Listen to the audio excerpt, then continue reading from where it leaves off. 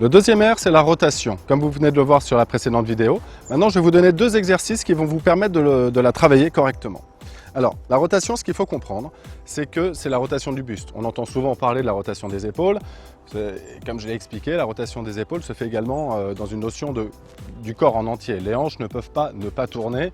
Si je cherche à tourner juste les épaules et pas les hanches, ça ne fonctionne pas.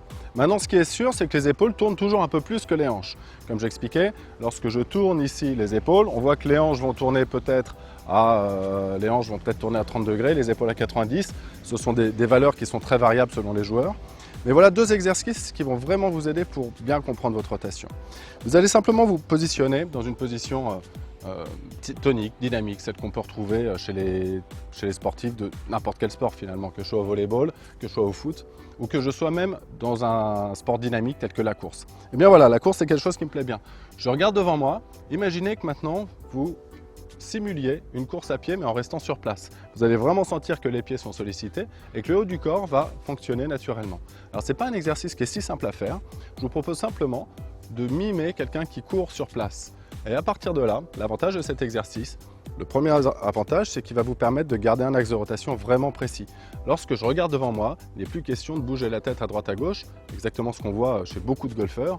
Je regarde devant moi et là je fais semblant de courir devant moi. Et là vous voyez que tout mon corps est sollicité jusqu'à cette rotation d'épaule que nous voyons très précisément. Avec mon épaule gauche, je viens quasiment sous le menton, épaule droite pardon, épaule gauche sous le menton, épaule droite. L'avantage de cet exercice, c'est que vous allez comprendre une rotation bien axée.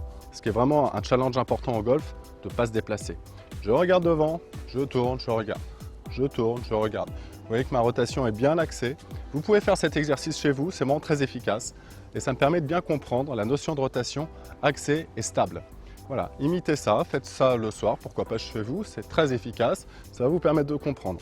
Si je prends mon club ici, j'imite le coureur, vous voyez que je n'ai pas déplacé la tête et mes épaules ont bien tourné. Non seulement les épaules, les hanches, je suis toujours stable, bref, un très bon exercice. Et le deuxième exercice que je vous propose, eh bien c'est le suivant.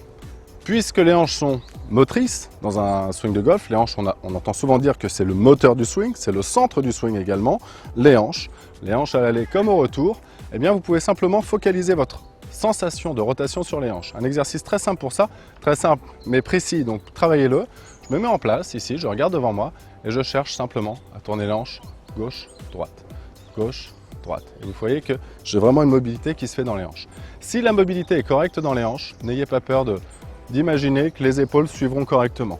Mais vraiment, plus le bas du corps fonctionne bien, plus le haut du corps fonctionnera bien. Il n'y a aucun doute là-dessus. Gauche, droite. Et avec la balle, c'est très simple. Une fois que vous serez devant la balle, eh bien, je vous propose cet exercice. C'est un peu le même exercice, mais plus précis. Je me mets en place, je tourne les hanches sur la droite. Avant de démarrer mon club, je me mets en place, je tourne les hanches à droite et à partir de là, je vais prolonger avec les épaules. Je me mets en place et je précède mes hanches dans la position du backswing. Je précède mes hanches dans la position du backswing et je continue avec le club. Et de là, vous allez pouvoir taper la balle. Je me mets en place, je précède mes hanches depuis la posture et de là, je vais jouer la balle. Et vous allez voir que l'avantage de cet exercice, c'est d'éviter les erreurs de glissade essentiellement ou de pivot inversé également. Si je me mets en place, je tourne les hanches, je me retrouve vraiment dans une bonne position de hanche et à partir de là, vous allez jouer la balle.